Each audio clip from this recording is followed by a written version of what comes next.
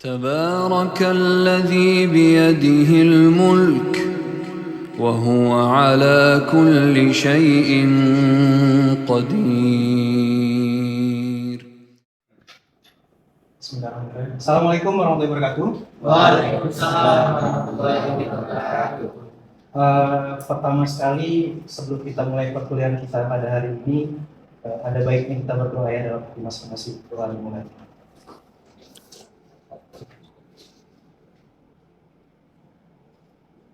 Doa selesai. Pertama sekali saya ucapkan selamat datang di kelas mata kuliah manajemen proyek sistem informasi. Sebelumnya karena ini pertemuan pertama, kita masuk ke kontrak perkuliahan dulu ya. Jadi untuk kontrak perkuliahan kita, untuk kehadirannya, mahasiswa hanya diperkenankan masuk 15 menit setelah perkuliahan dimulai. Jadi telat maksimal itu hanya 15 menit. Kemudian minimal kehadiran agar dapat mengikuti UAS adalah 12 kali pertemuan. Jika izin, saya sedikit menjelaskan untuk RPS pada mata kuliah ini. Jadi seperti kita lihat bersama, jadi salah satu capaian pembelajaran mata kuliah ini adalah mampu merancang dan membangun proyek sistem informasi pemrograman berorientasi objek. Nah, untuk capaian pembelajaran mata kuliah pada pertemuan pertama itu berada pada poin yang pertama, yaitu mahasiswa mampu menjelaskan konsep manajemen proyek sistem informasi. Nah, adapun deskripsi rencana pembelajarannya, setelah pertemuan pertama ini saya harapkan mahasiswa mampu menjelaskan pengertian proyek dan menggunakan teori manajemen proyek sistem informasi. Untuk bahan kajiannya ada bahan manajemen proyek sistem informasi, kemudian ciri-ciri proyek dan perbedaan proyek serta operasional dan lain-lain. Baik, pada pertemuan kita hari ini kita akan membahas dua subtopik, yaitu definisi manajemen proyek serta stakeholder yang ada dalam proyek sistem informasi. Sebelumnya, kira-kira ada nggak yang bisa memberikan gambaran proyek itu apa sih sebenarnya? Silakan, kalau ada angkat tangan, silakan. Saya Pak. Oke, silakan. Sebelumnya perkenalkan nama saya Aditya Widodo. Jadi menurut saya proyek itu suatu kegiatan atau pekerjaan yang direncanakan agar mencapai tujuan yang diinginkan. Selanjutnya, ini adalah definisi proyek yang dikeluarkan oleh sebuah instansi yang bernama Project Management Institute di Amerika. Jadi mereka ada sebuah instansi yang mengurusi khusus untuk manajemen proyek. Jadi menurut PMBOK, Project Management Body of Knowledge, project adalah a temporary endeavor to create a unique product, service, or result. Artinya, upaya temporer untuk menciptakan sebuah produk, jasa atau hasil yang tertentu, atau unik. Nah, selanjutnya dari definisi di atas ada dua kriteria atau dua kata kunci yang harus kita pahami bersama, yaitu temporary and unique. Jadi ada dua kata kunci, yaitu temporer dan unique. Yang pertama, temporer. Temporer itu menunjukkan bahwa suatu proyek itu ada batasan waktu tertentu. Ada waktu awal pengerjaan dan ada waktu akhir. Nah, inilah yang membedakan antara proyek dan juga pekerjaan rutin. Maksudnya adalah ketika kita dapat proyek, misalnya dapat proyek membangun sebuah sistem, itu kan ditentukan startnya mulai Agustus. Nah, kemudian harus selesai produk itu kapan? September akhir gitu kan. Jadi ada 2 bulan. Nah, itu adalah temporer. Kemudian itu juga yang menjadikan perbedaan. Kalau pekerjaan rutin itu kan tidak ada kapan mulai dan kapan berakhir. Kemudian kata kunci yang kedua adalah unik atau unik. Nah, artinya hasil dari suatu proyek itu memiliki entitas yang baru, memiliki karakteristik yang berbeda dari hasil yang sudah ada. Maksudnya adalah proyek yang ada, yang akan dilakukan itu pasti berbeda dari proyek sebelumnya. Contohnya ketika kita membahas tujuan manajemen proyek, ada dua hal yang harus kita bahas. Yang pertama itu tujuannya adalah agar proyek dapat dilaksanakan secara efisien serta mencapai hasil yang diinginkan atau efektif. Jadi ada dua kata kunci, yaitu efisien dan efektif. Kira-kira ada yang bisa menjelaskan nggak kalau Efisien itu apa? Bicara efisien berarti kita berbicara dua variabel, yaitu waktu dan biaya. Jadi kalau suatu proyek itu dikatakan dia efisien ketika dia terlaksana sesuai dengan waktunya serta menggunakan biaya yang sesedikit mungkin. Tapi dengan biaya sesedikit mungkin jangan lupa ada kata kunci yang kedua, yaitu efektif. Efektif kira-kira ada yang tahu nggak? Nih, saya kasih item ini. Kira-kira apa? Tepat sasaran, ya kan? Nah, ada beberapa stakeholder. Yang pertama itu adalah pemilik atau owner. Kemudian ada komite pengarah atau steering committee. Kemudian yang ketiga pengguna proyek atau mungkin kita akan ada dengan user. Nah, baru yang terakhir ada peserta proyek atau konsultan yang mengadakan. Ini adalah segitiga manajemen proyek. Ada scope atau ruang lingkup, ada cost atau biaya serta ada time. Nah, di tengah-tengah itu ada quality. Nah, sekarang kan permasalahan di dunia proyek adalah banyak orang yang menginginkan proyeknya bagus tapi murah, ya kan? Otomatis pasti waktunya dia lama, ya kan? Nggak bisa. Nah, tapi kalau misalnya dia mau proyeknya bagus nih, dikerjakannya cepat, kira-kira apa yang dikorbankan? Biayanya mahal, biayanya mahal. Ada juga klien yang mau proyeknya cepat, banyak biaya sedikit, otomatis pasti kualitasnya yang kurang. Ini adalah fenomena project management.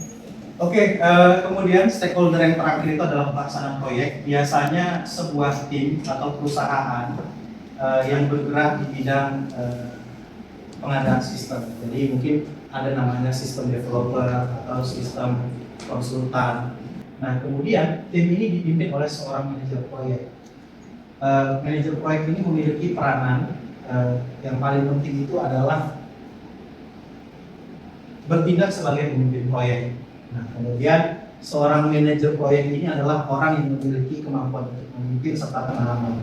Oke, selanjutnya kita akan mencoba mereview sebuah dokumen proyek yang sudah dilakukan oleh abang kakak kalian pada kelas manajemen proyek sistem informasi angkatan 2021 S4.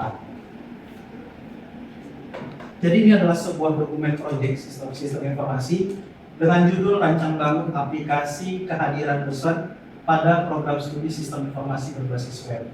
Jadi ini mata kuliah MPSI, dosen pengampu kuliah saya. Biasa standar awalnya latar belakangnya, jadi latar belakang dari proyek ini dilakukan oleh abang kakak dari S4 2021 muncul dari keresahan atau kegalauan mereka sulitnya menjumpai dosen, betul nggak? Idenya adalah membuat sebuah sistem, jadi mahasiswa bisa mengetahui kehadiran dosen siapa yang hadir. Nah, kemudian ada fasilitas juga bagi dosen untuk menambahkan, misalnya hari ini dia open bimbingan atau tidak, gitu kan. Jadi, ini adalah fase-fasenya. Pertama analisis kebutuhan, desain sistem, implementasi, pengujian, deployment. Oke, kemudian tahapan awal adalah analisis kebutuhan. Di sini perlu dilakukan identifikasi stakeholder, di mana stakeholdernya pertama adalah mahasiswa, kemudian dosen, serta pengembang sistem. Kira-kira dari penjelasan tadi mungkin ada yang mau ditanyakan atau yang kurang jelas? Silahkan mungkin. Saya Pak. Ya, silakan. Assalamualaikum warahmatullahi wabarakatuh. Perkenalkan nama saya Ali Caksono. Tadi sebelumnya kan ada membahas sedikit mengenai manajer proyek Pak. Jadi dalam menentukan manajer proyek, apa-apa saja yang perlu dipertimbangkan Pak? Itu saja. Assalamualaikum warahmatullahi wabarakatuh. Oke, pertanyaan yang bagus ya dari Aldi ya. Jadi memang dalam menentukan manajer proyek ini hal yang sangat penting ya. Jadi tadi sudah disampaikan juga dalam menentukan manajer proyek itu dua komponen yang penting itu pertama adalah jiwa kepemimpinan. Nah, kemudian yang kedua adalah pengalaman. Tapi ada juga faktor lain yang mungkin sangat penting, yaitu cara berkomunikasi. Jadi seorang manajer proyek itu harus memiliki kemampuan komunikasi yang baik. Kemudian yang terakhir adalah yang ketiga adalah hubungan interpersonal antara manajer proyek dengan setiap anggotanya. Bagaimana kira-kira Aldi penjelasannya? Sudah cukup jelas Pak. Terima kasih Pak. Kira-kira ada nggak yang bisa menyimpulkan hasil dari pertemuan kita kali ini? Ya, silakan, Ipin. Nah, yang saya tangkap dari pembahasan ini Pak, yang dapat saya simpulkan yaitu manajemen proyek sistem informasi itu memiliki dua sifat yang sangat penting ya Pak. Pertama itu temporer, yang itu sifatnya memiliki batas waktu, dan yang kedua itu unik, berbeda dari sistem yang sebelumnya. Jadi ada pengembangan ataupun ada pembuatan baru.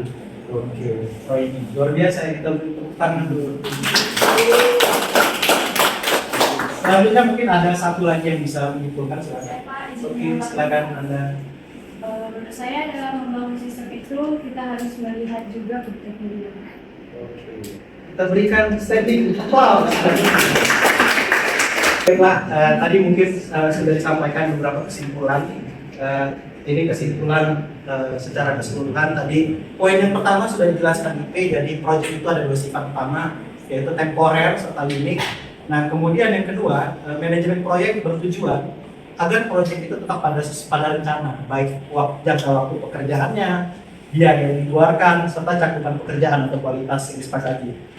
Selanjutnya ini adalah sebuah tugas atau proyek, ya kan. Jadi kalau kami dulu waktu S1, kalau dosen kami bilang ada tugas, kami disuruh teriak hore sambil tepuk tangan.